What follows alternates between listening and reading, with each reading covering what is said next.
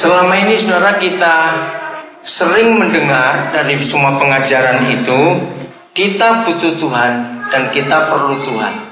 Lalu sama beberapa kali yang terakhir ini kita belajar di sini, ternyata Tuhan juga perlu kita, dan kita dibawa Tuhan untuk kita memperhatikan saudara-saudara kita yang lain atau orang-orang yang belum percaya kepada Dia. Tapi sekarang kita mau belajar untuk mengenal bahwa Tuhan juga memerlukan kita untuk bumi yang Dia ciptakan ini. Itu juga tanggung jawab kita. Bumi yang Dia ciptakan ini ternyata juga tanggung jawab kita. Saya percaya bahwa sampai hari ini masih sedikit sekali gereja mengajarkan akan hal ini, bahwa bumi yang Dia ciptakan itu juga tanggung jawab kita.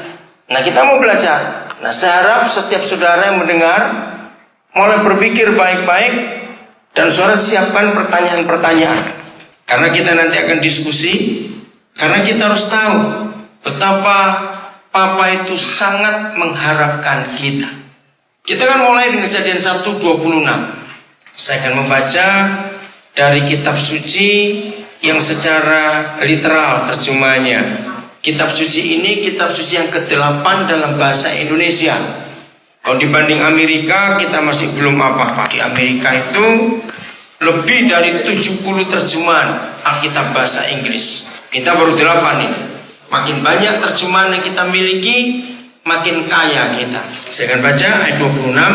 Dan Elohim berfirman, marilah kita membuat manusia di dalam citra kita, menurut rupa kita.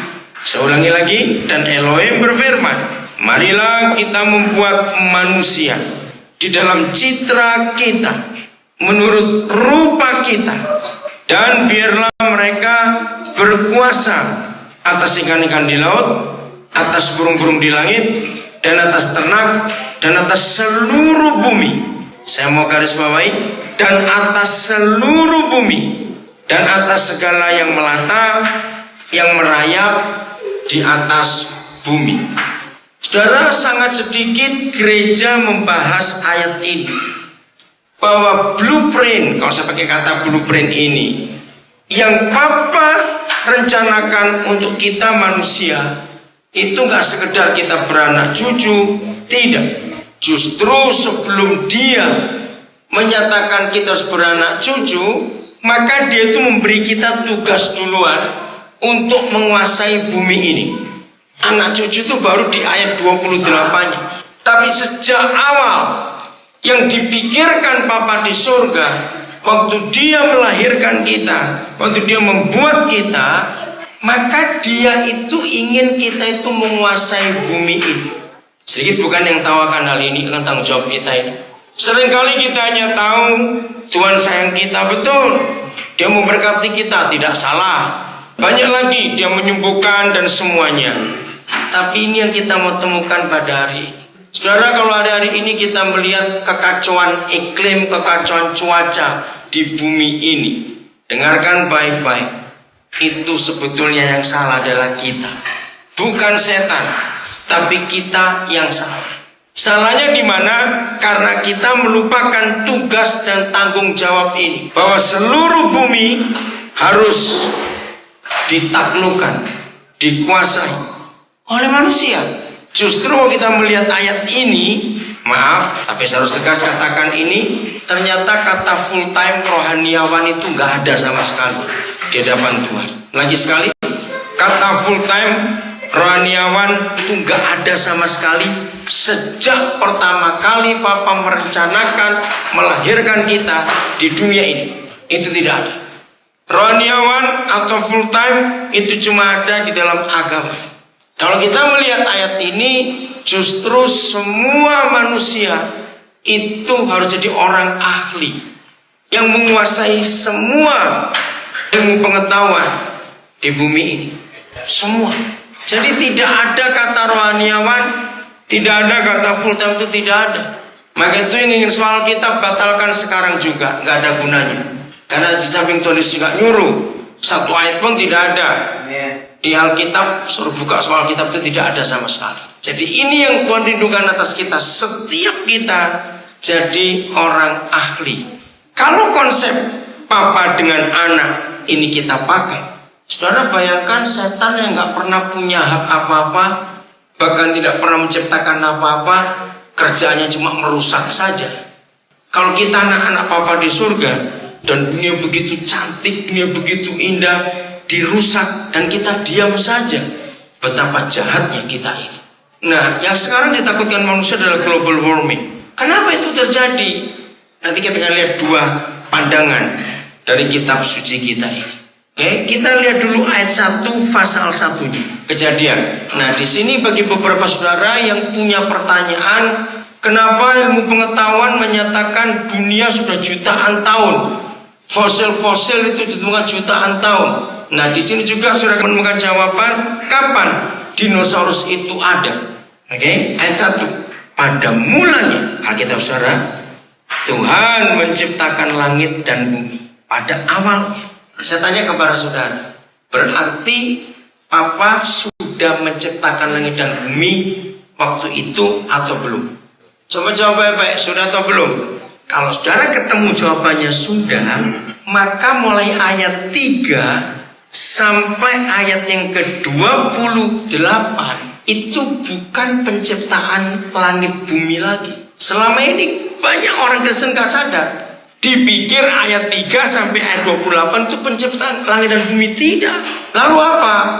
Jawabannya, Papa mengisi bumi lagi. Jadi dia tidak menciptakan lagi, dia sudah ciptakan di ayat 1. Nah, di ayat 1 itu berapa juta tahun dalam hitungan manusia kita tidak tahu.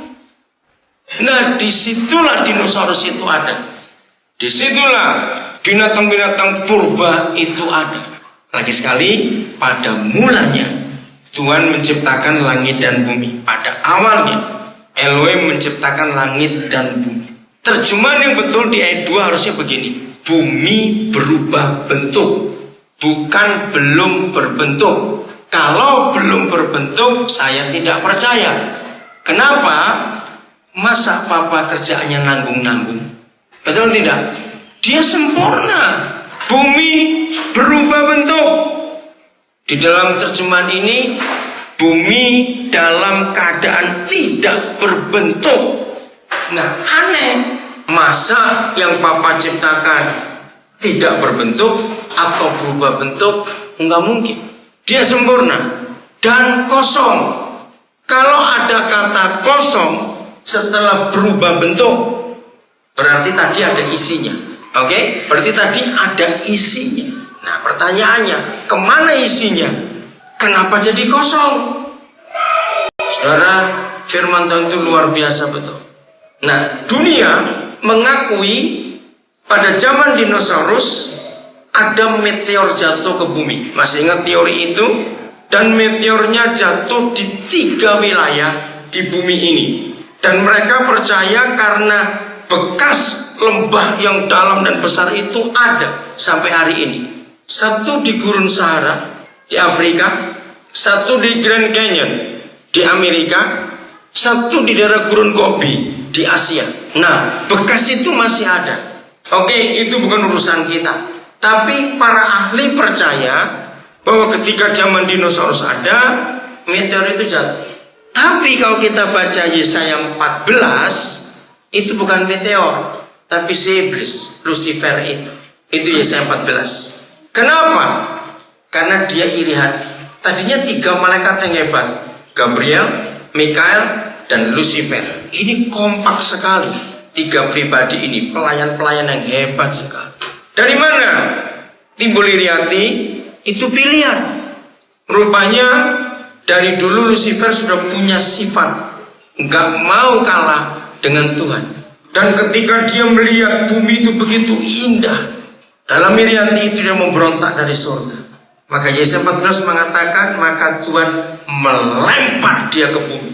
Kenapa harus ke bumi? Karena itu yang diincar oleh Lucifer. Nah, ketika dilempar ke bumi itulah meteor, istilah para ilmuwan itu tadi. Ketika meteor itu jatuh, ketika Lucifer itu jatuh, dia merusak total. Binatang yang mati wajar, itu tidak akan memfosil.